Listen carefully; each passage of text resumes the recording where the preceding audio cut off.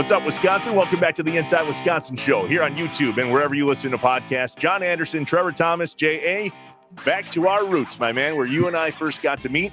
Doing a little tour of the Northwoods League here in Wisconsin today.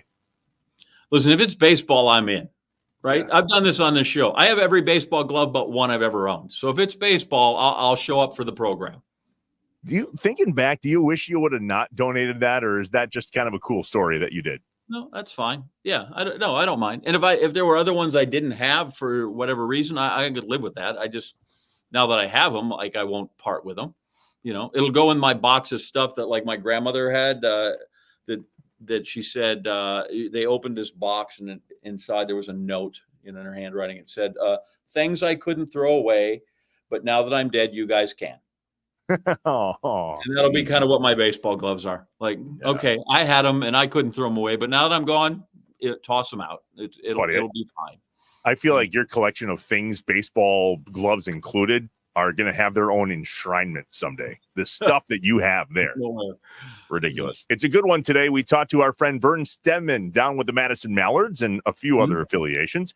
We come back here to the Rockers and chat with our guy, John Fanta, and then super fun lightning round. It is Vern. They didn't know it ahead of time, but it's great. Vern versus John in the famous John Anderson lightning round. So it's a shame we don't know anybody like in Brainerd or Royal Oak, Michigan, or I think Thunder Bay's got a squad. Like, they have reach now. Yeah, they do. They've got 26 affiliates in their franchise. They're everywhere. And on brand, we only care about the state of Wisconsin. I was going to say, but some of those are outside Wisconsin, and that's not the name of the program. The program is not outside Wisconsin. It's the Inside Wisconsin Show. Yes, it is. All right, we're going to jump in first with Vern down at the Mallards. Actually, I'm going to put this on just out of respect. I mean, for homers, I get it, but I don't want to. Okay. I don't want to make him angry. I'll get this on. Old Vern's secure in who he is because as we get to them, right? You've been around this. The Mallards are sort of the standard. Oh, they are the standard. Absolutely. Yeah. In the Northwoods League, they're the standard.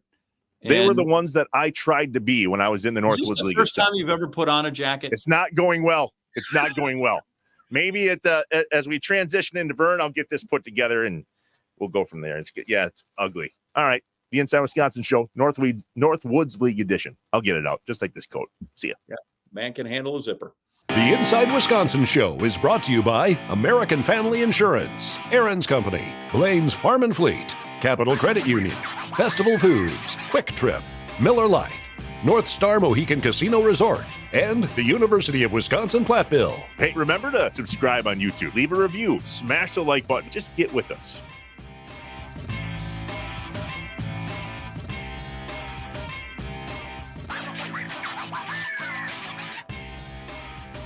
J.A., I've known Vern longer than I've known you, believe it or not. So we go back a bit, but we'll get caught up on the history. The president of Big Top Sports, that's Vern Stenman, down with the Mallards. What's up, Vern, man? Good to see you. Good morning. I appreciate the flex, Trevor. Thanks. That's awesome. Letting me know. Vern, before we start, I just need you to read the back of your baseball card for me. I need to know throws what. Bats, what, career home runs, where hometown, that kind of stuff. What would the back of your baseball card look like? I'm from St. Cloud, Minnesota.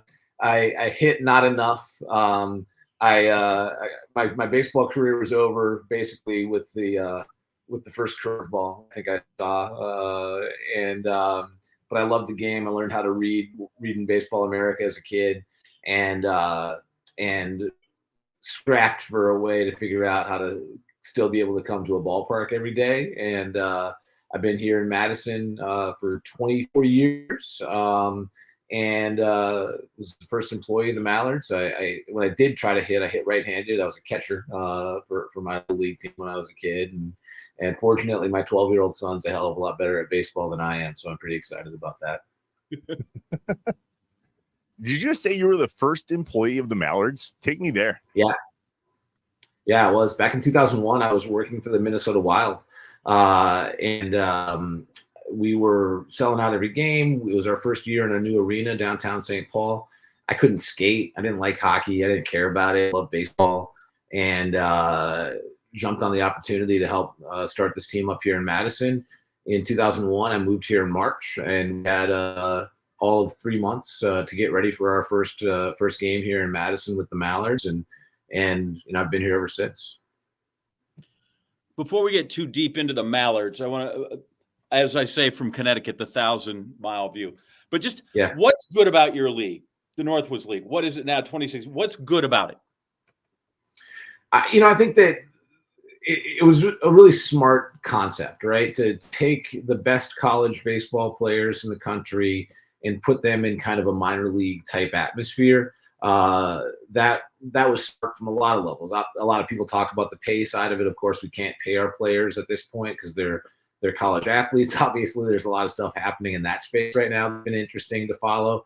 But the real thing that I think was smart about it was it opened up coming into markets that had professional baseball historically that had failed. But this summer collegiate model was able to work. So I think that here in Madison, especially, people I think almost prefer a college athlete over a pro. And so I think that foundation has been strong. I think the fact that we only play in the best weather, we're friends with the guys that run the team up in Appleton, and every year in April, they're shoveling snow off their tarp to get ready to play a baseball game in April. And we had our first home game here this past Tuesday, and the weather's going to be outstanding here for the 2.5 months that we'll play baseball. So I think that's a big part of it.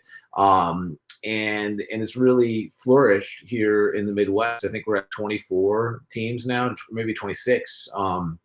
And that's been another nice thing, is that most of our trips now are more than 2 hours. We don't have to go further than Kenosha or Eau Claire most of the time for our road games, and that really helped as well. So there's two sides to the Northwoods League, though, right? There's what I call one on the inside of the fence, the baseball side. Sure. And then there's the one on the outside of the fence, which is the non-baseball entertainment. And frankly, the Mallards have paved the way for that. So was that your idea in the very beginning to take it to that level? Yeah, I think we always saw baseball as fun, right? Baseball was always the most important thing for us. We always wanted to win games. We've always been pretty good at that part of it. But we understood that it had to be a good time, and so, I think we kind of set the standard, we think, in a lot of ways for summer collegiate baseball, at least, to become this kind of fun, over-the-top promotional thing that it is today. I think we took a lot of our lead from the St. Paul Saints, with independent professional baseball. And we said, why can't we do that here with a summer collegiate model and do all the fun events and the weird promotions and get people talking about things? And we're still doing that here today. How many of those do you do when you talk about promotions and doing things like that before you worry that you detract from the baseball? That's a great question. I don't know. I mean, I think Trevor put it nicely. I think they live separately from each other. I mean, it's we're never going to be the Savannah Bananas. We don't have an interest, honestly, in that. I think it's fascinating and amazing what they've done, but that's not, our league wouldn't allow us to do those things for a starter, I think. But I think that we can accomplish what we want from a fun perspective without really impacting the game too much. I can't think of anything that we've done. Our manager is this guy by the name of Donnie Scott, who's an old, kind of central casting character from like 1980s baseball, right? He's just kind of a gruff, 62-year-old guy that lived his entire life in baseball. He's kind of a baseball purist, and he loves what we do. We've never offended him. We've never pushed him too far. He told me that if he wins the first half this year of our league, he's going to dress up as our mascot and coach third base, and he's just doing that on his own, and he's a baseball purist. So I think that we found that balance, I think, where baseball still kind of leads, but we're going to call ourselves the Wisconsin Wolves night this year and wear the uniforms and the gear and roll that kind of stuff out. And that's not going to impact baseball. It's going to make fun, make the event hopefully fun and something people get excited about and talk a little bit about. We've sold merchandise with that thing in 40 different states already just by rolling out the Wisconsin Worst here. And those kinds of things are fun. It gives some people something to talk about, something to look forward to. And, I think the idea there is to appeal to those fans that aren't going to come just because of baseball, but they will come for a good time. And that's always going to be our focus. Vern, you broke up there for just a second. What are you going to be called? We didn't catch the name of that. Oh, sorry. The Wisconsin Worst. The Wisconsin Worst is going to be a rebrand that we're doing this year. We should get you guys like we're starting to do a lot of social media influencer stuff. We should get your contact information. So next time we have a rollout, we'll send you guys some gear and show you guys the stuff that we're doing. We've been getting good pickup with that kind of stuff lately. Yeah, I'm not really that good on social media, but I can see it, right? Baseball in the worst way possible. All kinds of catchy things we can do there. It's the worst baseball you've ever seen. The whole the possibilities are endless when you do that. But when you talked about that, you try to appeal to some of the outside. Who's my core audience? Who's my core customer for a Northwoods League team? Families. It's always going to be families. It always has been families. We've always tried to be affordable family entertainment and have something fun for them. Here in Madison, we have the Busch Light Duck Blind, which is an all-you-can-eat and drink venue. It seats about 1,000 people every night, and that's going to be a little bit, more of your partying, beer drinking crowd, and we're going to have those people. But we draw 6,000 fans a night. The vast majority of our support comes from young families. We do a huge reading program here in Madison now where we provide over, 25,000 free tickets to kids to come out to games to kind of celebrate meeting their reading goals at their school. So it's always going to be a core. I think one thing that's really changed in our business in the last 10, 15 years is, we've become like a really big destination for corporate outings, for summer employee parties, for summer client outings that companies are hosting here and doing some entertaining with their clients, things like that. And from a business perspective, that's become a bigger part of what we do. I bet almost 50% of our ticket revenue comes from the kind of the corporate outing type business. And 10, 15 years ago, when Trevor was working in the Northwoods League, it was much more heavily weighted just towards people coming out for a game with their family and their friends and things like that. And I think the business has kind of shifted a little bit more corporate over the last 10, 15 years. Just real quick, because you've built this thing into a bit of a juggernaut, and you said 6,000 a night. How many were at the first game that you're at? But we had rough weather on Tuesday, so we had about 4,300 on Tuesday. No, night. I'm at the very first Mallards game. Not the very first game. Very first Mallards. I think we had about 1,000. I think we had about 1,000 fans at our first game. But that first month, keep in mind, we had about 3 months to get this thing going when we started back in 2001. We had about 1,000 our first night. We had a lot of crowds that we'd report 200, 250 fans. But there was probably 50 to 100 actually in fans. We came on the heels of 3 failed professional teams here in Madison. We had the Madison Muskies, Jose Seiko played for. We had the Madison Hatters, who were a Cardinals affiliate here for 1 year. And then the Madison Black Wolf that were in the Northern League. And actually, Dick Strawberry played against them. Isla Borders, a left-handed pitcher, a female left-handed pitcher, played here actually. And all 3 of those teams failed. And so nobody thought we were going to be successful when we started. And it took us, by the end of our first year, I think we got a couple crowds over 2,000. And then it kind of started to really build and almost double on an annual basis after that for a few years, which was pretty fun to be a part of. So what's that first night like? Do you open the gates and go, God, I hope someone comes? Yeah, totally. What's the anxiety level of that first game? Well, I was 23 years old, and I was overly confident. Nobody has anxiety at 23. In hindsight, it was really the best way for especially a 20-year-old kid to learn the business, because in a way there was no pressure at all, because everyone expected us to fail. And if we didn't fail, if we just didn't fall over ourselves and go out of business in the first year, people were surprised, right? And so, yeah, sure, there was pressure, and we took it seriously, and we always worked hard to kind of do the show and the entertainment in the way that we would for 5,000 or 6,000 people, we wanted to do that for the 50 people, if that's what happened early in our history. And I think little things like that kind of helped build. But the expectations were so low for us when we started that in a way there wasn't really a ton of pressure externally. We put a lot of pressure on ourselves, and we always wanted to grow and get better. But there wasn't a ton of external pressure. There was a lot of external frustration because nobody cared about us, and it was hard to get media to return our phone call and talk to us about stuff. And that takes years to kind of build those relationships, but we were able to do that over time. What was the secret sauce, Vern? You mentioned the Madison Muskies. I grew up in Jefferson. I had gear from the Muskies when I was a kid. Yeah. Why did those teams fail and you're successful? I think it's the focus on fun, right? I think that you got to put yourself back in that time frame too. I think it's easy to forget how different minor league baseball is today than it was 20 years ago. And early 2000s is really a pretty pivotal point in the evolution kind of minor league baseball, right? So the teams that were here prior to us, they were more about baseball. That they wanted to win games. They thought that Todd Van Poppel pitched for the Muskies, and that was one of their biggest crowds ever when he was kind of the hot first round draft pick that year. And they thought that was going to be the way that this thing was going to work from a business perspective. And we never thought that. We always thought it was going to be about fun and about doing weird stuff. One of my favorite stories from like probably 9 years ago now, was Pete Alonso actually played for the Mallards after his freshman year at Florida.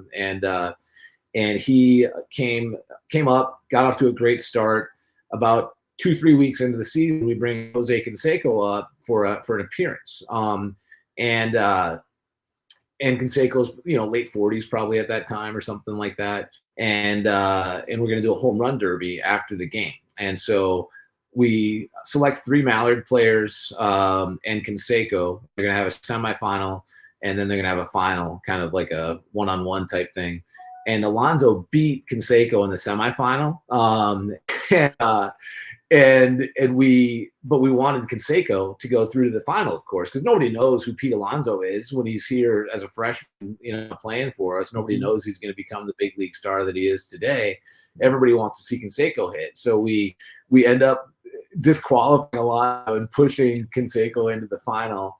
And he hits against another Mallard player who actually beats him again. And to this day, like, Pete Alonso is still pissed off at us about this thing. And I've heard him in interviews complain about how he got kicked out of this home run derby against Jose Canseco when he was here years ago. And that's the thing. I mean, if we keep it fun and kind of a little different feeling here, but also in that story, we're not forgetting about baseball, right? That we're proud to develop guys like Pete Alonso, and Nico Horner played for us here when he was a freshman at Stanford.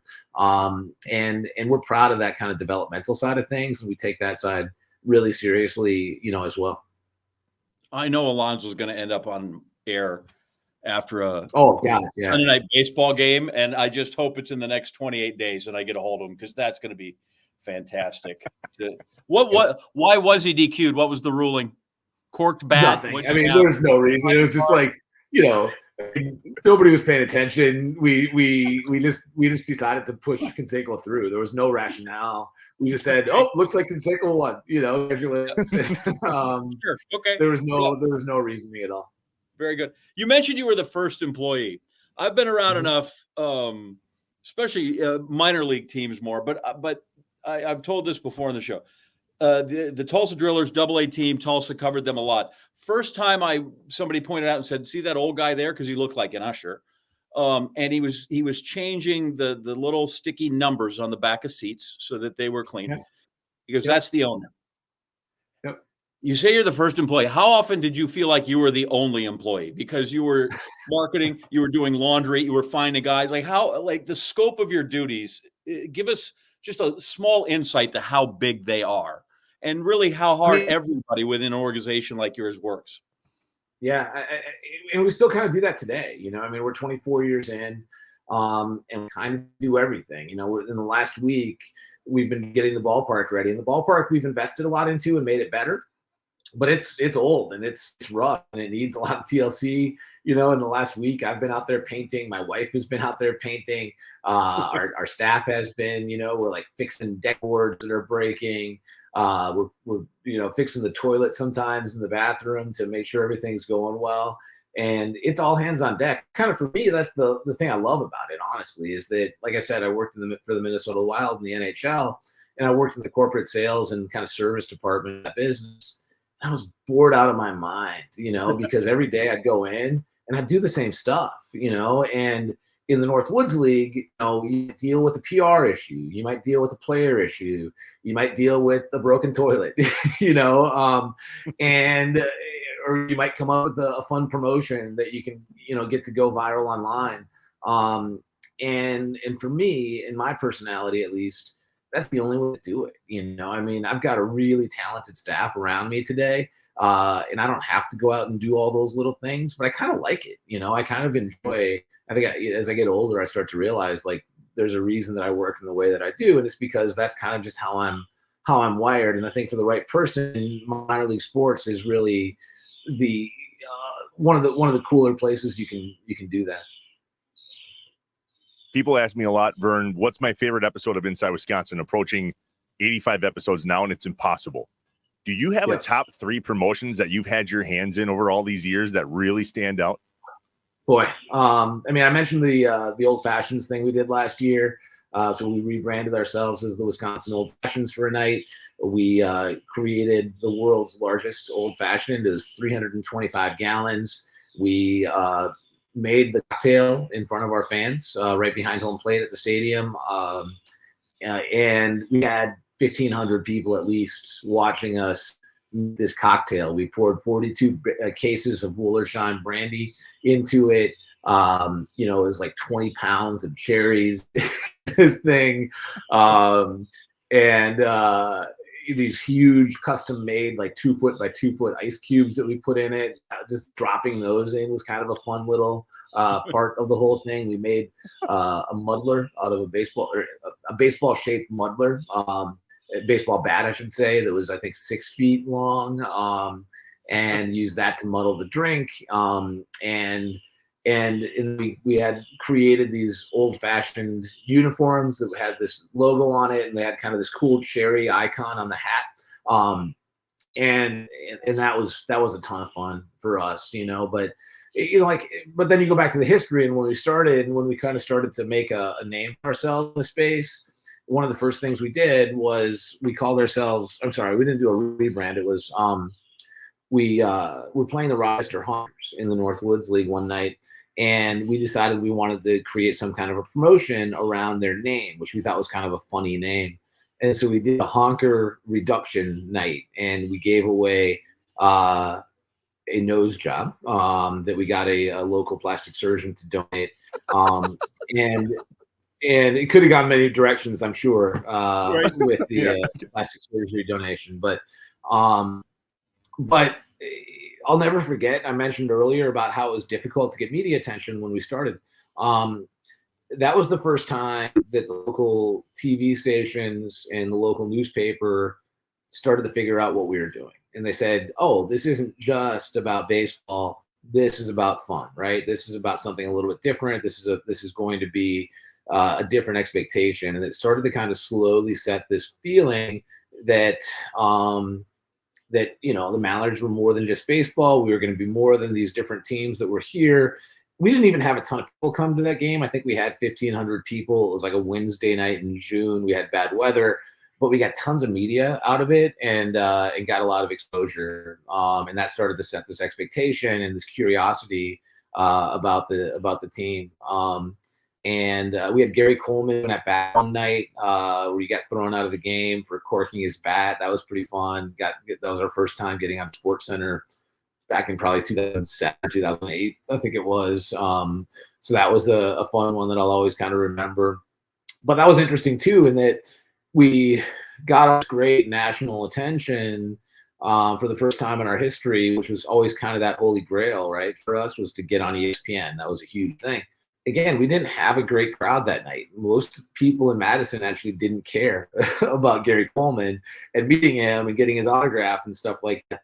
But it got us great national attention. And at the end of the day, we started to realize that things like the Old Fashioned Night that did really Wisconsin and people here in Madison, and people bought tickets just so they could be a part of it and drink the world's largest old fashioned.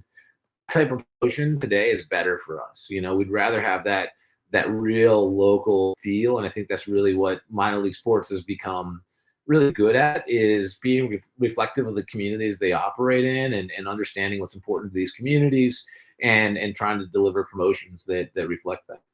Look at John phone. That is a banging hat right there. Yeah.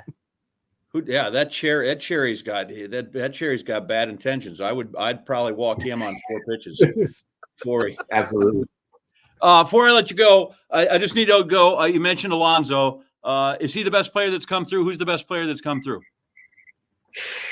Doesn't happen. That happens a lot, right? Because some guys don't get as far and they get derailed. Who's the best kid you've seen come through? I mean, Alonso, after his first game, I think he hit a home run his first night, and I sat down with our manager, Donnie Scott, in his office afterwards, and he said, "Vern, that kid's a big leaguer. It's just day one, 18 years old. He's special." And I think he hit 18 or 19 home runs for us that summer. And so I think his performance that season, probably the best performance in the history by a Mallard player. And then obviously what he's done in the big leagues continues to be outstanding. I think that, Ryan Spilborg's guy that was pretty good for us. He was our first big leaguer years ago. And he's kind of a big character and personality still in the game, which is kind of fun to see. Nico Horner, we talked about. Those are probably the biggest 3 names. We've had a ton of guys that just got up a little bit and did a few things, but nothing huge. I remember seeing Chris Sale pitch in lacrosse when he wasn't even good enough to get innings at Florida Gulf Coast, which is where he played college baseball. He threw like 5 innings or something like that, and we had a blowout going against them a few innings in, and they brought him in for like scrap time because I don't think they had high expectations for this kid. And he was obviously, not quite what he became, but it was pretty fun to watch pitch. Max Scherzer also played in lacrosse. And I remember him throwing a game here against one of our best pitchers back in 2004, 20 years ago now, right? It's amazing the longevity of that guy. And he was tenacious then, he went 9 innings against us and beat us 1-0. And you could see there was something different competitively about that kid. So we've been very fortunate to see a lot of really good ones come through, and looking forward to the next round. All right, one more quick one as we end this interview and get on to the next. And ironically, it's connected here. There is a Vern Stenman tree in the Northwoods League. You very much have influenced the entire league. Think about the people that are running teams across the league that have come from underneath your umbrella. And John Fanta is one of them, right? You worked with him and, got him. He's coming on next. Yeah. Nice. Talk to him in the morning, actually. That's crazy. So real quick, talk to me about, and then we'll let you go, Vern. What does that mean to you? I mean, take your humble cap off for a second. You really have shaped the Northwoods League into what it is. Yeah, we're proud of it. We at our peak, we owned 4 teams in the Northwoods League in Green Bay, Kenosha, Wisconsin Rapids, and here in Madison. And we've sold 3 of those teams off in the last 4 or 5 years. And bringing people in like John Connor Cloya, we hired as an intern, and he's one of the, he's running our soccer team for us now. Andy Francis is a kid that was in Green Bay for us, and then in Wisconsin Rapids. He's now the number 2 guy for the Cubs A-ball team in South Bend, and he's doing outstanding things. And I feel like we kind of miss having the other teams in a way, and that we always had kind of a built-in talent. Like if we had a good GM in Rapids, which John Fanta was an outstanding GM for us in Wisconsin Rapids. We built a new stadium in Green Bay. We said, let's bring John in. He's already proven. And it was fun to kind of have that talent pool that we were able to kind of help develop. And today, that's maybe the thing that I enjoy most in my career is bringing young people in, teaching them how we do things and letting them go out and flourish. And we have this woman by the name of Samantha Rubin, who's the first general manager, the first female general manager in the history of the Mallards. And we were going through a GM search about 3 years ago, and we interviewed all kinds of people with all kinds of impressive resumes from across the country that had been in minor league sports or major league sports, and had all these amazing resumes.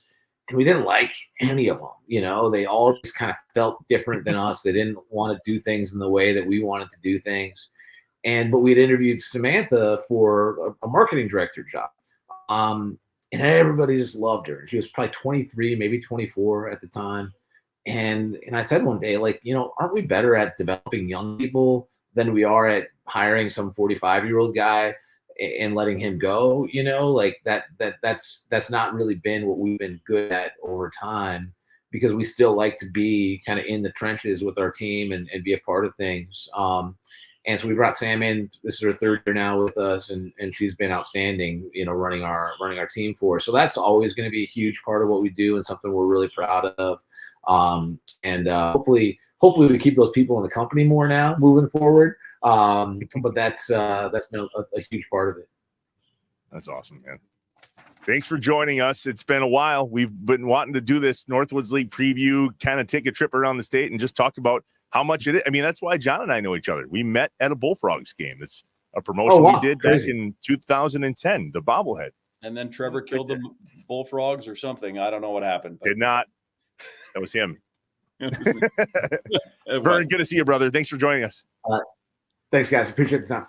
The Inside Wisconsin Show is brought to you by American Family Insurance, Aaron's Company, Blaine's Farm and Fleet, Capital Credit Union, Festival Foods, Quick Trip, Miller Lite, North Star Mohican Casino Resort, and the University of Wisconsin-Platteville. Hey, remember to subscribe on YouTube, leave a review, smash the like button, just get with us. Last time, J.A., we talked about the little kiss of Miller Lite on a steak on the grill, right? Nothing better than that, and the charcoal and so on.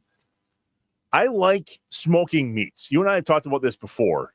Last Friday, no judgment, I put some pork butts on for a little party that we were going to for 8th grade graduation on Friday night. I grabbed a Miller Lite, and I did something I've never done before. When you wrap things that you smoke, usually it's like apple juice or whatever, the full Miller Lite in each boat of pork butt. Okay. Nobody said a word. It must have turned out amazing. They were really good, but I know you and I have talked about this whole smoking meats thing before, and I know you don't get into it, but man, I'm kind of addicted. And with Miller Lite next to me, I don't know why you wouldn't be. Oh, you are just like you are a cave painting kind of man. I just want to sit here and smoke meats and hunt and gather. That'd be the next thing. I wonder if they do that. That'd be great. They go find some ancient cave painting, and then there's just a little can of Miller Lite, whatever it would look like, next to some guy, a stick figure, and an elk that looks like it's been felled, and then a guy just holding his Miller Lite. But yeah, you're a full-on carnivore and a drinking man. God bless you. Thank you very much. I wondered in those cave paintings, would it say Miller Lite, great taste, or Miller Lite, less filling? Apparently that argument is back. How about both? I think the fact that we're using cave paintings would probably mean there were not going to be letters or words. Yeah, I wonder what the hieroglyphics are for great taste and less filling. Maybe there'd just be a little skinny guy that was a stick man, and then a little fatter guy, and then you never know one in between them. But Well, I'm going to go with the skinnier guy with a Miller Lite in your hand. Grilling doesn't. Yeah, hunter, gather, drinker. Thank you. Trevor. It's me. With a Miller Lite in your hand, grilling doesn't just taste great. It tastes like Miller time. To get Miller Lite delivered right to your door, visit MillerLite.com/InsideWisconsin, or you can find it pretty much anywhere that sells beer. Celebrate responsibly. Miller Brewing Company, Milwaukee, Wisconsin, 96 calories per 12 ounces. All right, time for another top 5 list here on the Inside Wisconsin show. As always, presented by our good friends at the University of Wisconsin-Platteville, a top university in Wisconsin. UW-Platteville ranks in the top 20 for regional universities in the Midwest because of its quality academic programs, expert faculty, and affordable tuition. Learn more at uwplatt.edu. Love it when we get to quiz John Anderson. Top 5 list time. A John Anderson quiz. So we're talking about Northwoods League today and minor league baseball and how it's all tied in. And You've got stories, and I remember you and Brian Anderson talked for a half an hour straight about stories in the minor leagues. Yep. I'm going to name off 5 nicknames or mascots, if you will, for minor league baseball teams across the country. I'm curious if you know the city that they're in, and bonus points if you know the professional team they're affiliated with. Okay. Oh my gosh, yeah. I'll be lucky to know if they're in the Sally League or in the Texas. I don't need to know the league. I don't care about that. I just want to know where they're located and if you know who they're affiliated. At least these are minor league teams, right? These are minor league teams. They're not independent league teams. They're not Cape Cod. Okay. All of these are affiliated teams. I knew better than that. Shot. All right, here we go.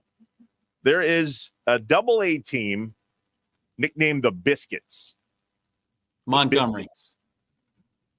How? Somewhere. Ask my producer, my guy Evan Anderholm. He says the best T-shirt he has, it's in terms of softness, is the Montgomery Biscuits T-shirt I sent him. God, do you know who they're affiliated with? I don't know. Maybe the Braves are down in that area, but I have no idea. No, the Rays. No. All right, you're 1 for 1. 1 for 1. Thanks. Okay. The Mudcats.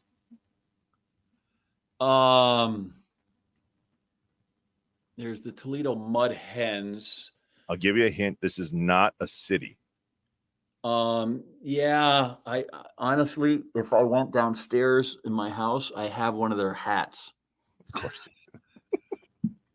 Of course you do. It looks like a catfish. Any guesses? Give me one small hint. East Coast. Well, I knew that. Yeah. Sorry. Yeah, I don't know. Give me the first initial. Just see what it is. C. Nope. Then you lost me this time. So it says it's the Carolina Mudcats. Carolina Mudcats. Yeah. Okay. Good. I should know that. Right. Sorry, I feel bad. That's a miss. This might be an easy one for you. It's a high A team named the Tin Caps. Oh, are they in Michigan? Close. A close neighboring state. Or Indiana? Yep. Yes, and their hat's got a little Johnny Appleseed. Yeah. That's what they named after the Tin Caps, the Johnny Appleseeds. Yeah. Of the Tin Caps. Fort Wayne Tin Caps. Shoot. Okay. Yeah. All right. I would, if you showed me the hat, to go, oh, look, there's the Tin Caps. Yeah, of course. Well, the way this started, I got to be honest, I thought we were going to be blown away, but we might have found a portion of your brain that didn't actually lock this in. We'll see if you get more than half, it's a win. AAA team, the Red Wings. Up by you. I was going to say, is that Rochester? Yeah, that's Rochester. Okay. Rochester, New York, and their affiliation out of any clue. Nationals. All right. Nobody cares. Last one. Single A team. The Nuts. Because there's the Lansing Lug Nuts. There is that. That's in the Midwest League with the T-Rats. Yeah, there's the Lansing Lug Nuts. This is just the Nuts. So it's some sort of a peanut, is my guess, right? Yeah, that's my understanding. How about? So this is to go over 500, right?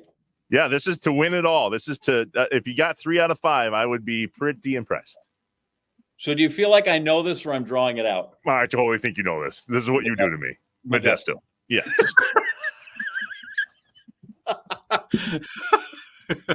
I mean, you didn't blow it out of the water, but you definitely still won. Nope, I feel bad that I didn't know. Because Carolina kept thinking Chattanooga lookouts. No, it's not them. Shoot. I'm really disappointed that I missed the Carolina Mudcats. Right. I should have known that. That was 3 out of 5 is. I'm lucky to get when you quiz me like this. I'm lucky to get 1. I'm lucky to even know the people you're talking about most of the time. So there is that. All right, let's go out of the minors back to the Northwoods League. Continuing on our tour of the Northwoods League, that's our guy, general manager of the Green Bay Rockers, John Fanta. John, thanks. Wait a minute. Wait. I couldn't do this with Vern, but oh yeah, we're doing this. There you go. We are doing this. Love it. Gotta have it. I'm stuck, but we gotta have it. Let's go Rockers. All right, here we go. I'm back. Look at this guy. I should say what a homer, but there you go. Homer. Johnny, good to see you, man. Thanks for coming on. Thanks for having me. So that was the big reveal. Yeah, that's it. I love it. It's big. So, well, look, there's the Supper Clubbers, when is Supper Clubbers night? When are you playing them? 3 Friday nights. The first one is next Friday, June 7th. So we've got a salad bar, a fish fry, old-fashioned set up behind home plate. Awesome. We're ready to roll. That's amazing. You're going to be the most popular restaurant in town. I hope just so. Like that when it comes through. So. Okay, I asked this from your compatriot, and I got to know it because it's my favorite baseball question. What's on the back of your baseball card? I need, throws what, bats what, career home runs, hometown, that kind of stuff.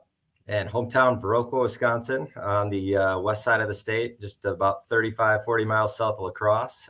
Bat left, throw right, a little bit of an anomaly there, but we've got a lot of lefties in this park. And, when I take BP with the team once a year, I can maybe get the wall here. So the 280-foot to right field definitely helps me out there. So when you take BP with the team, what's that like? Are they just on you? Are they what's the audience like for that with the players? I hopped in for one swing last year and that was about it. But the guys kind of like it. The radio TV guys always hop in for a little bit. Our interns get a chance to do it. We do that kind of late in the season, and the players kind of shag for the staff that kind of works really hard to make the stadium run during the year. So that's always a fun day. Nice. It was the last question I asked Vern, and it's going to be the first one I asked you, John. There is a Vern Stenman tree of general managers and staff throughout the Northwoods League. Tell us what you learned from your time working with that group. Yeah, I think, just the rigor of the daily grind of the Northwoods League is something that I kind of watched Vern, and he's got a lot of zany ideas, but at the same time, it was always what brings the fans and the customers back multiple times and keeps having them come back to find more of what they just got. So I think just his creativity was a big thing that I learned from. His ability to just go through the grind and have the same positive attitude every day, and just kind of, there's not a day too high, too low. I think there's something to that, not only on the field as a player, but also on the front office staff as well. And I think, just being able to watch that, have the game slow down for you and things like that definitely has helped throughout the years. So explain to the people what your in-season grind is, because you got a big fancy title. But I've watched you guys, and I've seen you guys do everything from laundry to bringing balls to whatever needs to be done. But in the typical day of the grind, what's your day look like? Yeah, the thing I like about this the best is that no day is the same. I wouldn't be able to work in a factory job. I found that out a long time ago when I went to pre-pharmacy school, and then this isn't going to be for me standing behind a counter. So I couldn't have the same cookie cutter position every day, and I think that's what makes it unique. I think the best way to do it would be to someday, and I should have done this a while ago, is just put a GoPro on you and just, rewatch it at the end of the day to see what you did, because sometimes you don't remember.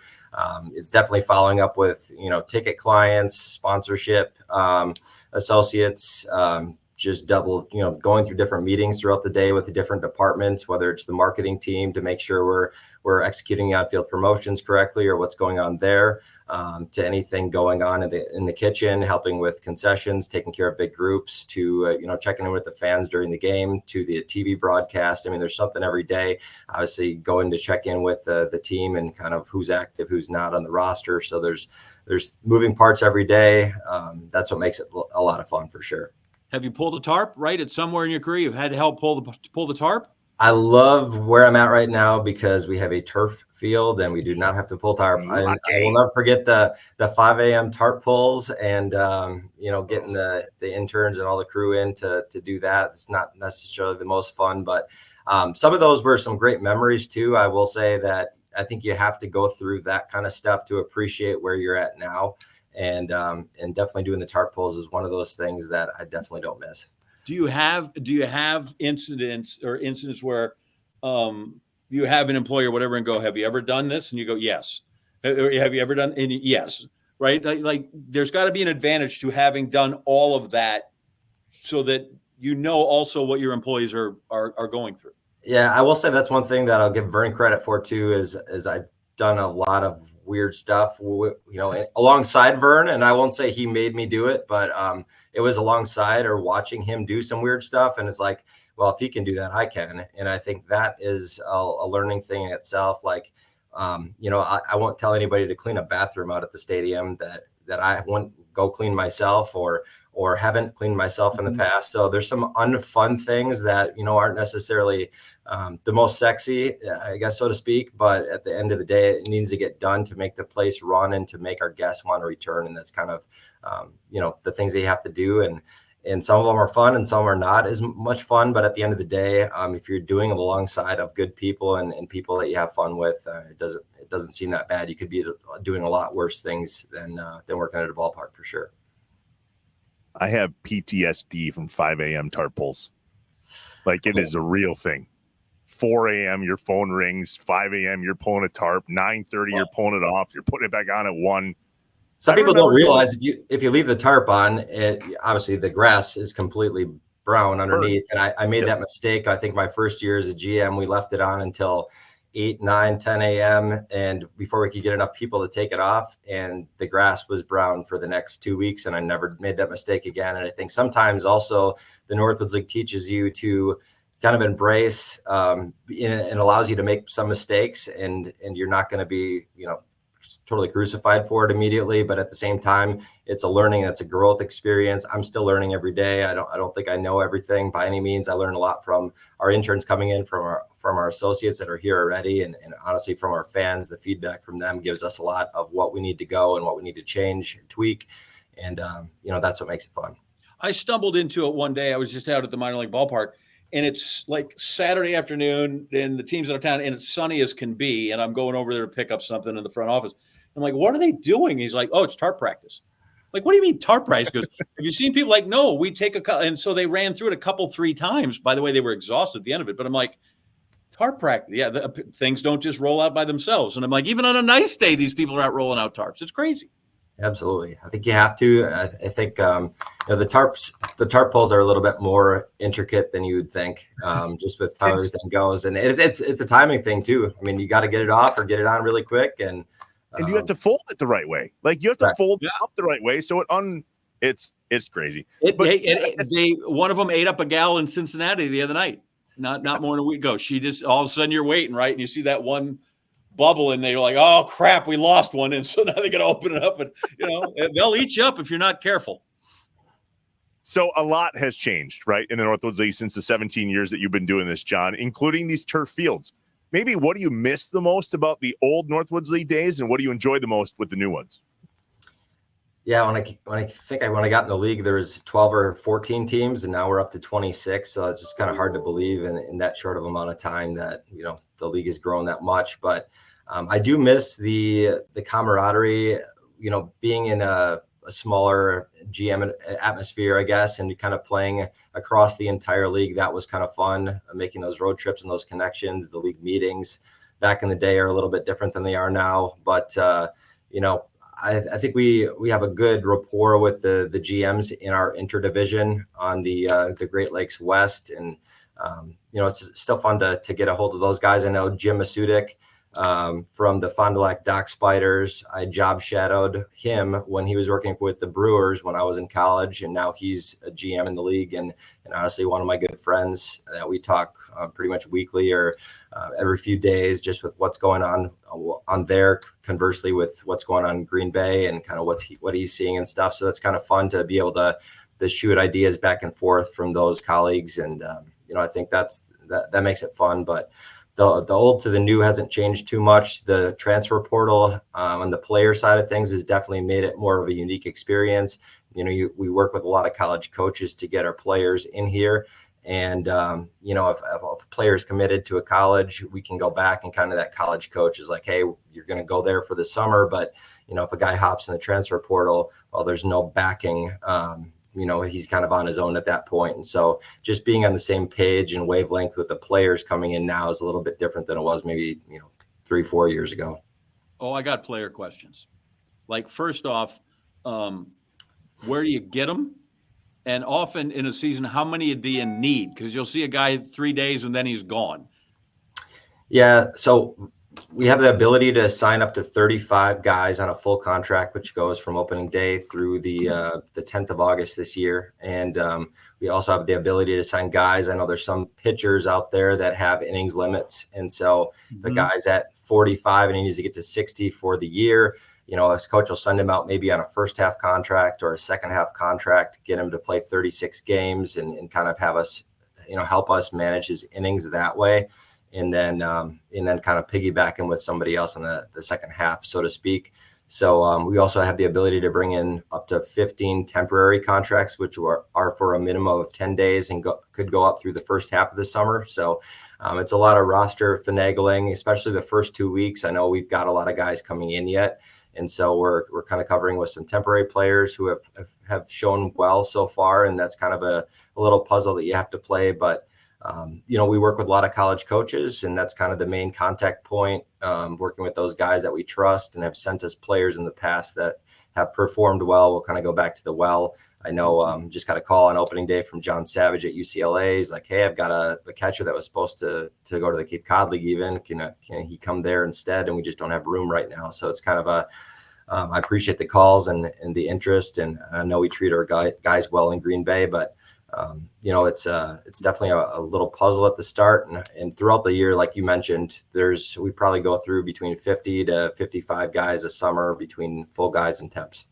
Well, and plus you have to earn the trust of those coaches too, right? They send you a kid and you come back with an arm, with shoulder soreness, that can end the pipeline really quick. So there's obviously a responsibility with that. I don't know if it's trickled down to you yet.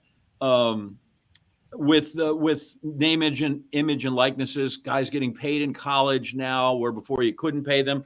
Like, has that changed, or is that going to affect your league and your team in any way? To an extent that it would affect the league, it hasn't yet. I do know that guys can do their own thing while they're here, just not using the league brand or the team brands. We can kind of set up stuff with sponsors and partners right now with our players if we'd like to. But not to that extent. Their player contract doesn't have that included right now, that they can use any of the team image and likeness. They can use their own brands and continue to market that throughout the summer on their own. So that's a lot of inside the fence talk. What about outside the fence? We all know what to expect from a team like the Mallards, and we all knew what to expect from a team like the Bullfrogs back in the day. How has that transitioned into what is the Green Bay Rockers today outside the fence? What do we expect? Just with how do you mean? Yeah, like promotionally speaking, right? Okay. I told Vern this. There's an inside the fence Northwoods responsibility with John and talking about players and relationships and so on.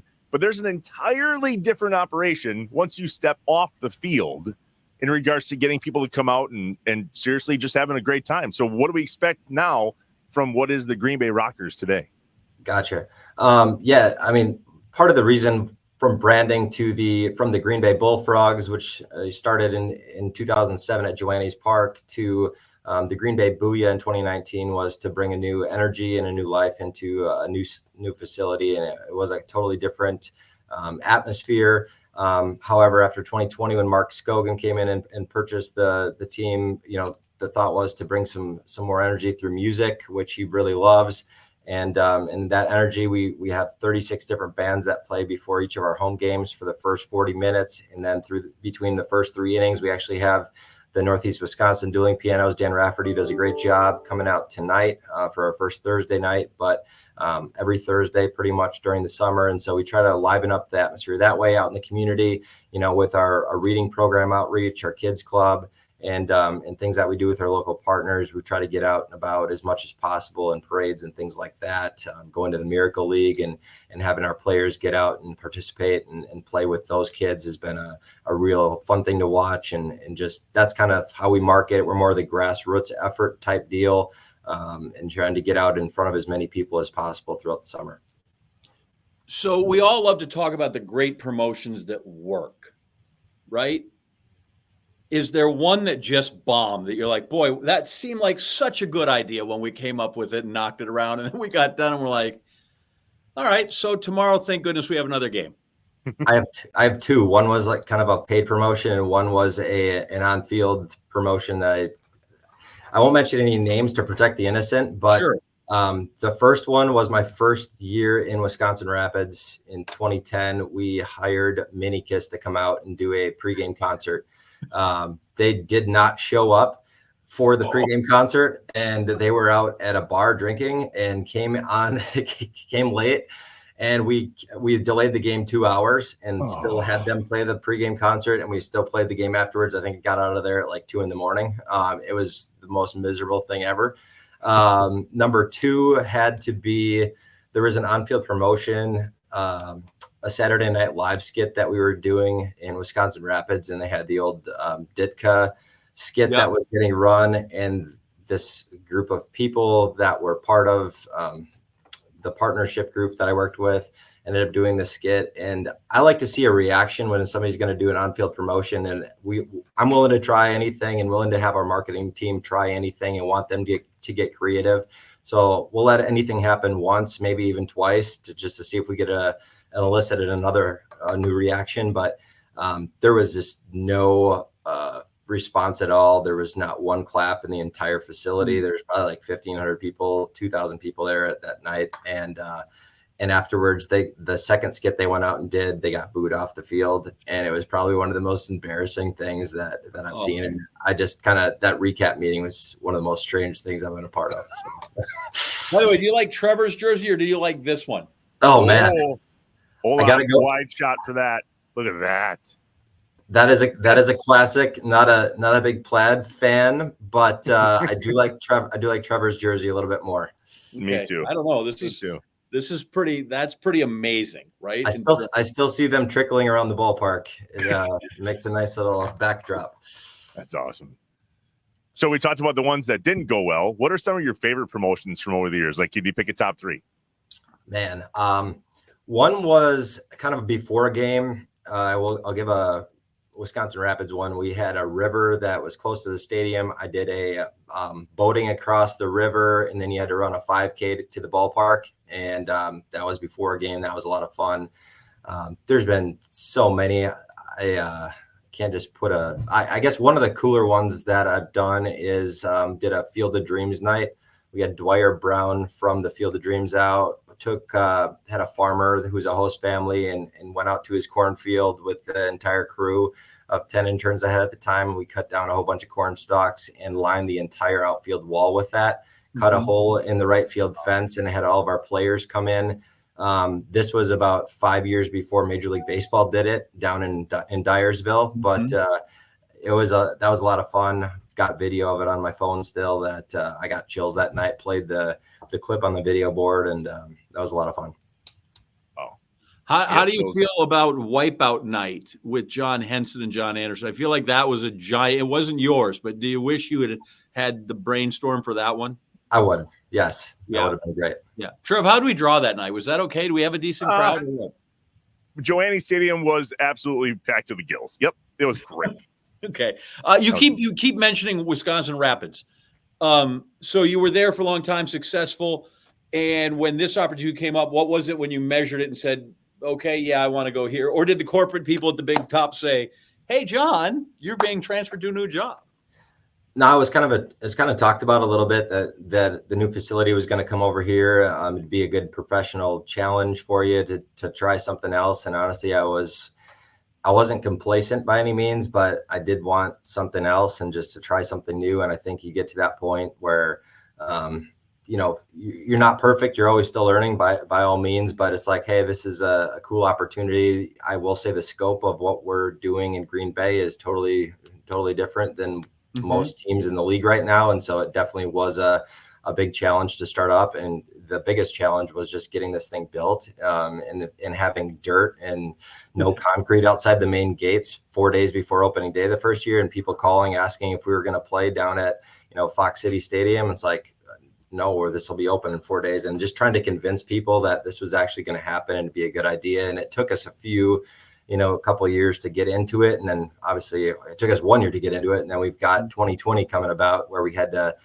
make take-home meals for people out of our kitchen here, which, you know, kept us going and got us to this point today. But it's kind of crazy the things that you've had to do to get through some interesting challenges. And I believe every, you know, workplace and occupation has their own challenges in themselves. But this was a unique thing. And I think I'm glad I came here. It was definitely not exactly drawn up, you know, it wasn't rolled out on a red carpet here like it wasn't anywhere else. But I think if you have enough grind mentality in you, you can pretty much do anything, and you can kind of almost will your way or believe your way into it with good people around you. So we have all seen, I love it because it's coming up in Omaha, right? They win in the big pig pile. We watch World Series, people go crazy. You guys won the championship last year. What's the GM celebration like? Because we know what the players do. That's crazy. But what's the GM front office staff celebration like when you're like, holy crap, we just won the chip? It was a little different. Last year we were in St. Cloud, so we had a long bus ride back. I actually rode the bus with the team last year, but when we got back, we definitely celebrated with the crew. We got back at 6:30 in the morning, so a lot of people went to sleep, and then we kind of celebrated the next day. I do know I couldn't help myself, and I almost get the little kid feeling, but you do put a lot of time and effort into it. I know I don't play the game, but the players do, but you get a connection with the entire crew. I don't care if it's a player, a coach, or, you know, front office intern. I mean, you're all a big family at the end of the day, and just, you know, being able to accomplish and all the hard work that goes into a lot of things that aren't on the field, but just having something to kind of reward everybody for, that's the most special part. And I think I was one of the first people. I just kind of ran through the fence at St. Cloud and just went out there and just kind of started hugging people. But you know, it was a lot of fun, and don't regret anything at all. It's been a blessing for sure. And being able to be a part of two of them with how many teams are in the league is something that I don't take for granted, how hard that is to actually get to the last day. And with these single elimination postseason games that the league has now, it's a big challenge for sure. 6:30, right, man. You need to find an IHOP that serves liquor at 6:30 in the morning and get pancakes and when you go over to the old what is it, the old golden basket in town over there. And I would have taken an old fashioned for sure at 6 in the morning. No questions asked. There's a by the way, I'm about to go to Eugene for the NCAA championships. There's a Denny's in Eugene, Oregon with a bar. Interesting. Yeah, it's crazy. Yeah, there was a shot putter who won, and he won late at night. And we asked him the next day, what do you do? He goes, man, I went to Denny's and got lit. I'm like, who goes to Denny's and gets lit? But I'm like, how convenient would that have been when you come home at 6:30 in the morning from St. Cloud? That would have been awesome.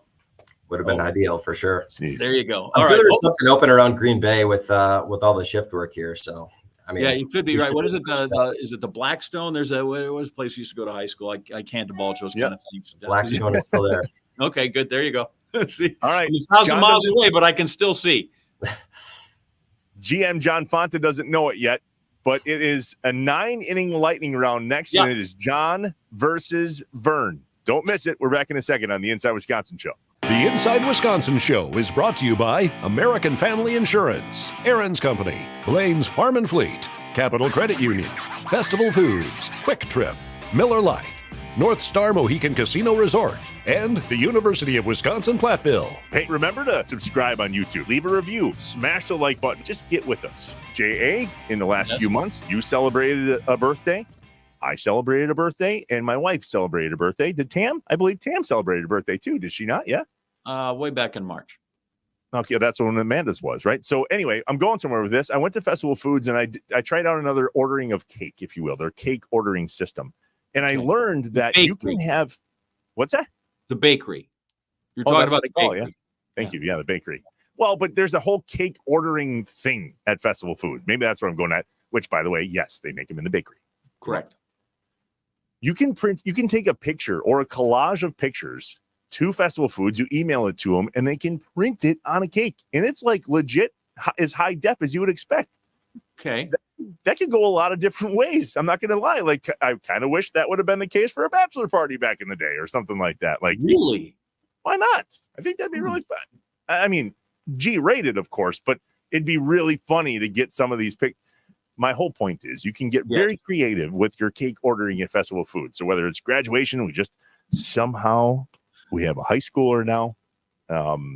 That's weird, but graduation parties, order your cake from Festival Family Foods. reunion. Who wants to eat Aunt Edna's head? Exactly. You can do it. It's Right. all possible. Okay. Lots of Festival Foods locations to choose from. Go to festfoods.com/ look at this, custom-bakery. And that's where you can find all the information on how to order a pretty special cake from Festival Foods. I highly recommend it. I've got a quick series of questions for you that then we're going to give to John. We're going to see who knows the Northwoods League better. Ooh. Right? All right, cool. Here we go. All right, here we go. This is graded. Just reminder. Okay. Yeah. So we're going around the Northwoods League. This will be, you will be graded and compared to your fellow GMs or presidents or whatever fancy titles you guys have. Give me the first Northwoods League player that made it to the bigs. Is it Weaver or was it the outfielder for the Orioles? It wasn't Weaver. It was the outfielder. I just saw his name the other day too. I can't remember it. Okay, it was Jeff Weaver. You were correct the first time. It was Weaver. I was right. Yep. The second guy was the outfielder. Sort of, yeah, and then you came off it. That was April of '99. Here we go. Who was the first Northwoods League guy to make it to the bigs? Oh, God. I do know this. Center fielder. Gosh, I'm losing my mind. I have it. Is it Pierre? No, you can't look it up. I didn't look it up. Oh, okay. Is that not right? No, it's Jeff Weaver. Oh, Jesus. I just looked at the sheet yesterday because there was a new major leaguer to get us a 353. Yeah, Jeff Weaver. So you got 26 franchises in the league now. How many different franchises have there been in the history of the Northwoods League? My guess would be 44. 32 is what I found. 32, that's it. Some have been rebranded and some things. How many different franchises have there been in the history of the league? Oh, with the Manitowoc Skunks. One of the originals. Yep, good. 32. Bang! Wow. Bang! We could stop there. I think that might make you the winner just on that. Okay. Yeah. How many are in the state of Wisconsin? I think it's 8 or 9. I'm going to go with 8. It's 9. Good. You're close. How many are currently in Wisconsin? Does it have to be like immediate response or can I count them out? This is what we call it the lightning round. Yeah. What do you have? We had 8. We're at 9 is what I see.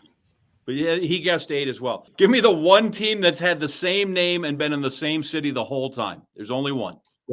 Rochester. That is correct. Well, good for you. Yep, that's the one. Give me the one team that's been in the same city and had the same name the entire time. Rochester Honkers. Perfect. You're good on that. You mentioned Max Scherzer. Who did he pitch for in college? Murray. There you go. Fine. See, there you go, Trev. Just wanted to get a Tiger question there. So we know Max Scherzer played for the Lacrosse Loggers, but where did he go to college? Arkansas. Much Missouri. like Missouri. Thank you. Much like your host is a graduate of the University of Missouri. Yeah, should have picked that up right away. Most wooden bats are made of what? Well, in our league today, it's all maple, but ash is the primary. Correct, but it's gone towards maple. Yeah, usually people go with the white ash, but it is now maple. Very good. Most wooden bats are made of what? Wood. What kind? Maple. There you go. Maple. Used to be white ash. Now it's maple. How far is it from Dickinson, North Dakota to Royal Oak, Minnesota? Royal Oak, Michigan. It's got to be almost 900 miles. It's 1,126 miles. Yeah. Wow. Within 50 miles, how far is it from Dickinson, North Dakota to Royal Oak, Michigan? Oh, God. 1,800. Ooh, it's 1,126. Okay. Yeah, John went 950. Vern went under, but I think you get it. What's a mud puppy? It's like a salamander. It's like a little lizard kind of thing. Yep. What's a mud puppy? It's a great question. Might be the really. You don't know? Wow, even that idea. It's a salamander, right? Isn't that what you call a salamander, Trev? Is that what you call? All right. Yeah, that's it. Manager with the most wins in the history of the Northwood League. I think it's Dale Varsho. Bang, got that one too. Wow. Give me the manager with the most wins in Northwoods League history. Dale Varsho. Bang, right there. Do you know how many? You want to hazard a guess? In his, like you, he was in the league 17 years. Yeah, he's got to be above 500. 633. And here's the tiebreaker. Okay, we gave you nine innings. Here's the tiebreaker just in case. Yeah. Who's the last player in the Northwoods League to hit for the cycle? Oh, God. I have no idea. It's Asher Brad of Mankato. Apparently did it against Waterloo or somebody last year in July. And then this was the tiebreaker. Trev, I don't know if we need this. I feel like we've come down. John's narrowly ahead. It's a photo, but he's ahead. But we'll ask him anyway. Because Vern did not answer. He just laughed, thinking I was stupid. Give me the last player in the Northwoods League to hit for the cycle. Ooh.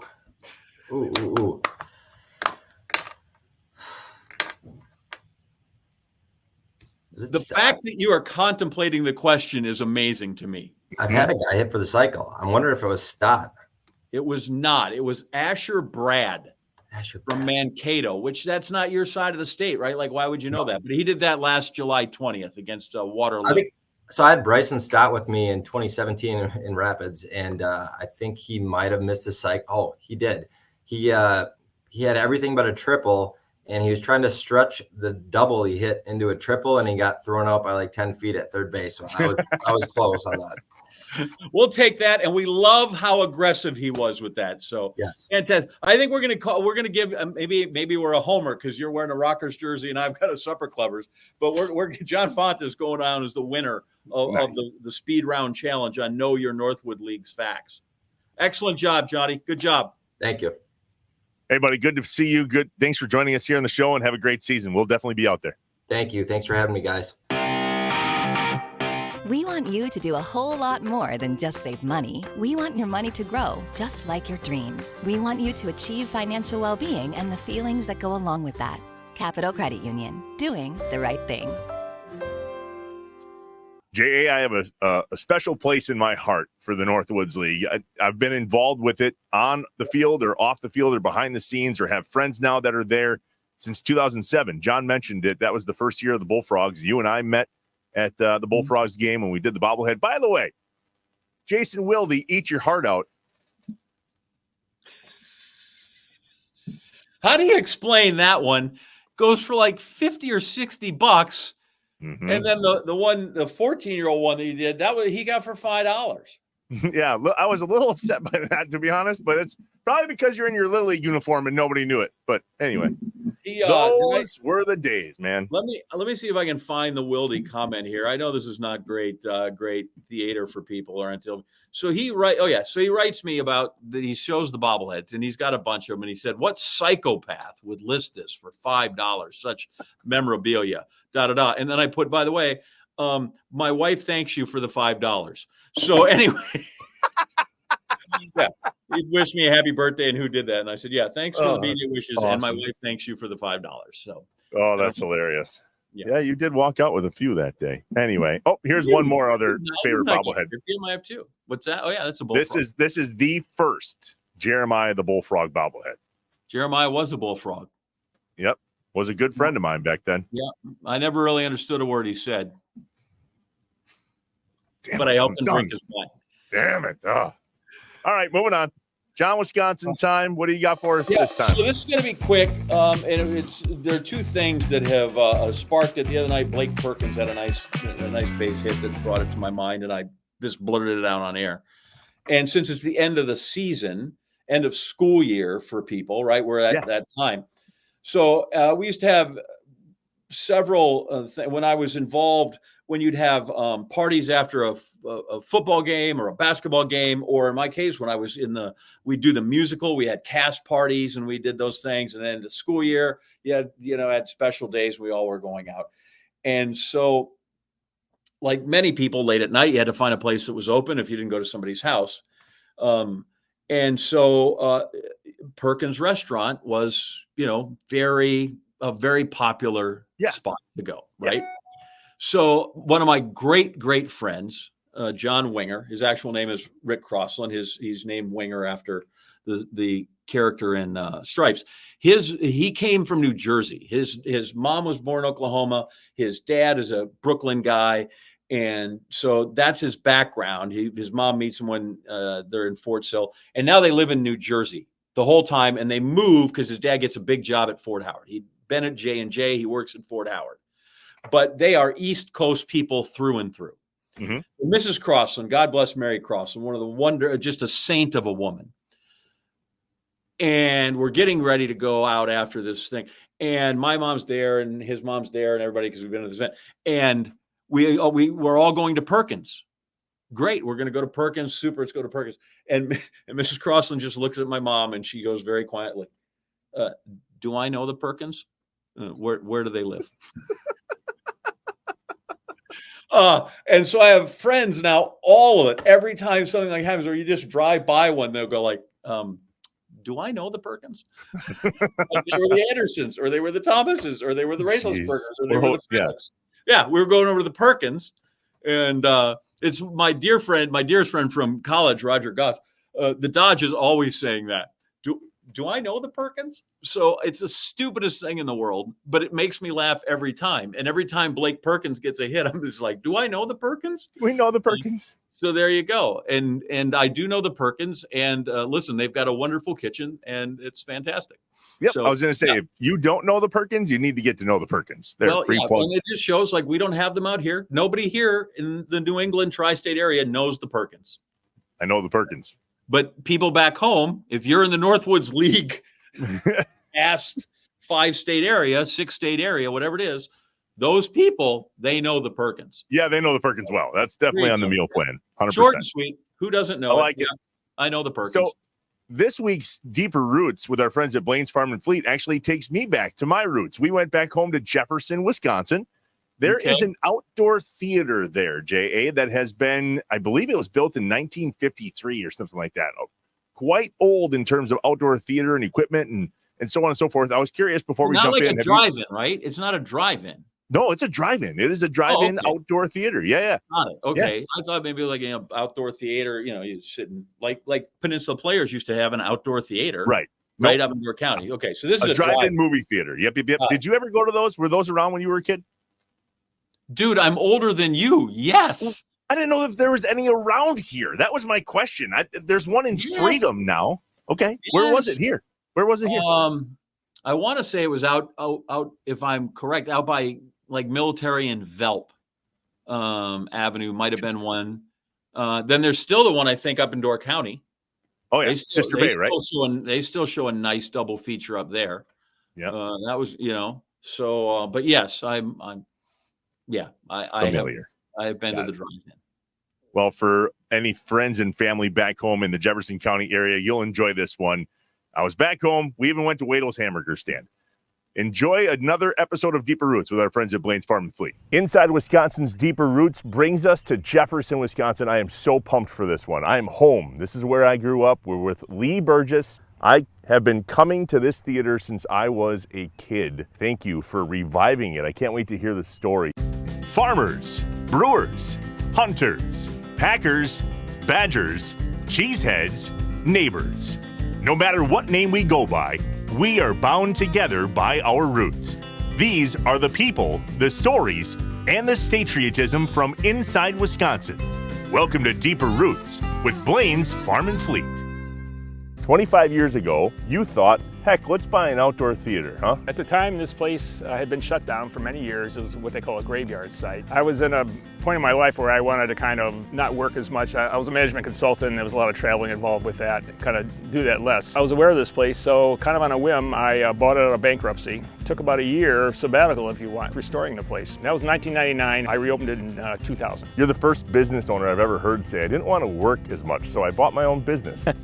Jefferson is my hometown. I also grew up in Johnson Creek, just down the road. Sure. My kids have been here. That would be the 4th generation of my family that's come into this theater at one point or another. What is it about this theater that makes it so special? I think what makes it special is everything I've done with this theater, I've tried to recreate the classic 1950s drive-in theater experience, including speakers on the poles. I think I'm one of the only drive-in theaters I know of that still has speakers on the poles. This is exactly what a drive-in theater was like in the 1950s. You can't help but notice this incredible sign when you pull into this theater. Tell me the story about the sign. When I bought the theater, it wasn't a marquee type sign like you see at normal drive-in theaters. I found a sign maker who liked to do retro neon signs. So that sign you see out there is very special. It's all neon, it's got all the classic 50s architectural things in there. A lot of people stop just to take pictures of that sign. It's kind of the welcome to Vegas sign. Exactly. So take me back to the beginning. This theater was built in 1953. That was kind of in the golden age of drive-in theaters. They were all over the place. It had a wooden screen like most theaters of those days. Tornadoes came and blew it down. So they put in another metal screen. Another tornado came in and blew that down. So the screen you see behind me is a Selby 90-foot metal screen, kind of the Cadillac of drive-in theater screens. I was the first drive-in theater to go digital. At that time, there were nobody who knew how to fix digital projectors. What I had to do is I had to send myself out to Sacramento where they had their service tech school. I'm a service technician for Barco projectors, so I was able to fix all my projectors. When I was working in the movie theater business when I was in high school, movies would show up in big silver cases. Yep, I remember that. Do they email it to you now? Much easier now. Now you get a hard drive. Are you a big movie buff? I mean, of all the things that you could have bought, let's buy an outdoor movie theater. How I got started in this was when I was 12 years old. My parents and grandparents would take me to drive-ins and theaters, and I love going to the theaters like most kids. And one day I saw the projectionist walking by, and I asked him if I could go see the big machines that made the movies and stuff. And he took me up to the booth and he showed me these big 35mm projectors, and I thought that was the coolest thing ever. He was a music teacher. He ended up being my music teacher, that I would go up to the projection booth and watch free. I arranged my music lessons before the movie would start, and then I'd sit in the booth and watch the movies for free. You were mentioning the projector. I know that there is a projector on site is it the original? I don't know if it's original here in this theater, but it certainly is the same style projector that I remember from the 1950s, which is an old 35mm projector. It's a piece of history. It belongs in a museum, I think. Wow, this is really cool. This has the old carbon arc lamp houses. There would be 2 carbon rods like this. And the projectionist, he wanted to start the light, he would turn things on, he'd touch it together, and then there would be a tiny spark. That would be reflected off this large parabolic mirror through the lens. These are 20-minute reels. The film would go through there, out to the screen. Yeah, in the 1950s, film was actually nitrate-based. It was very flammable. Many of the famous theater fighters of the 1930s and such actually started in the projection booth when the film would catch on fire, because the projectionist couldn't leave the booth. He had to be a firefighter if the booth were to catch on fire. So that was part of his job. Where is the booth? Should we go check out the booth? This is where the magic of the movies is made. These are digital projectors, Barco digital projectors. I have 2 projectors. I only need 1, but the second one is just for backup. I'm an ex-Navy guy, and we're obsessive about backups. Rather than 35mm film, movies come on a hard drive.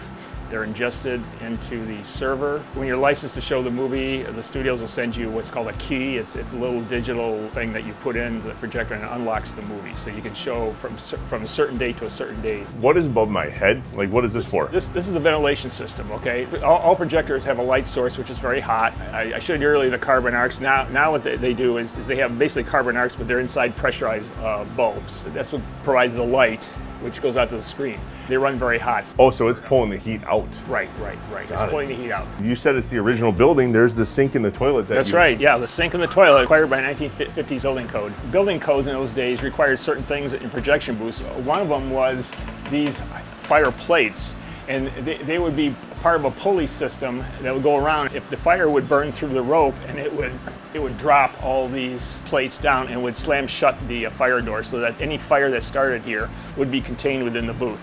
Now, the other thing I wanted to show you is about the only drive-in around that has speakers still. These are tube amplifiers which power the speakers in the field. They're Valentine Soundmaster amplifiers.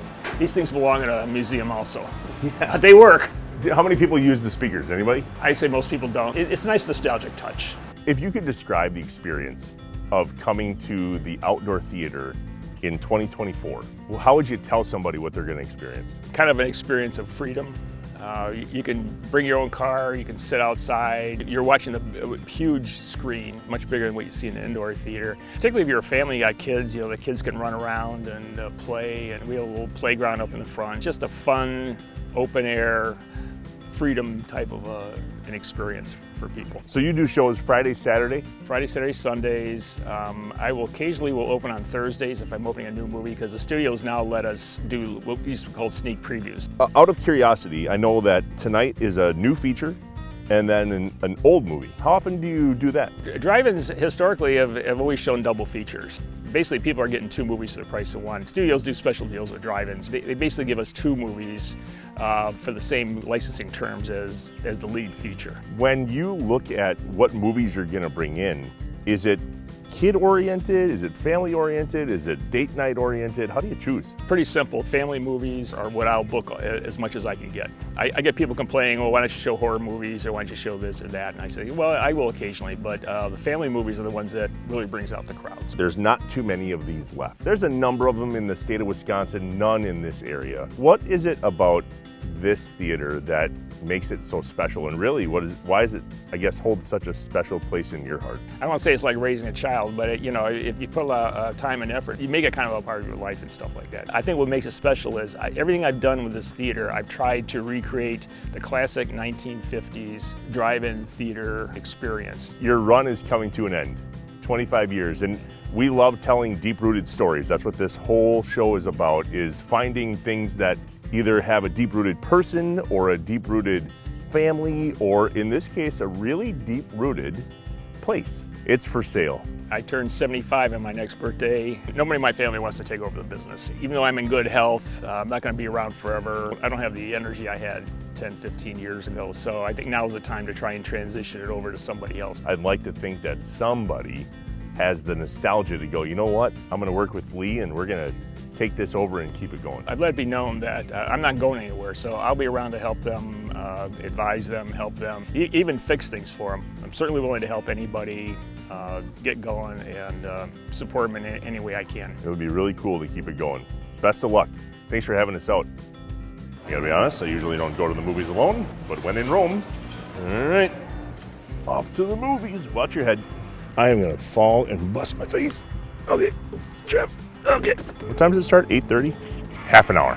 I'm gonna have 3 sodas and 4 things of this popcorn, and then I'm probably gonna fall asleep. Oh, that's really good. A little salty. That's on me. That's my fault. Go this way? Yeah, let's go this way. Oh, don't wreck the car. Oh, God. Oh, jeez. Oh. Our thanks to Lee Burgess, the owner of the beautiful Highway 18 Outdoor Theater here in Jefferson, Wisconsin. Super awesome to be back home. I literally grew up coming to this theater with my grandparents and my friends and my wife and of course my kids too. If you want to learn more about the Highway 18 Outdoor Theater, you can head to the website highway18.com, highway18.com. Maybe you want to buy the Highway 18 Outdoor Theater. It's a gem. It's incredible to think that something like this is still going strong since 1953. Remember to like, subscribe, share, comment, post, whatever you feel necessary to help get the word out about the cool work that we're doing with Deeper Roots.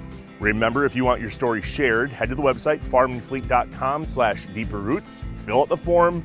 Maybe we'll come visit you in your hometown, tell your story, or maybe you have a place just like this that's worth talking about. We'll see you next time on Deeper Roots. Talk to you later. Bye. Remember to subscribe on YouTube, leave a review, smash the like button, just get with us. The Inside Wisconsin Show is brought to you by American Family Insurance, Aaron's Company, Blaine's Farm and Fleet, Capital Credit Union, Festival Foods, Quick Trip, Miller Lite, North Star Mohican Casino Resort, and the University of Wisconsin-Platteville.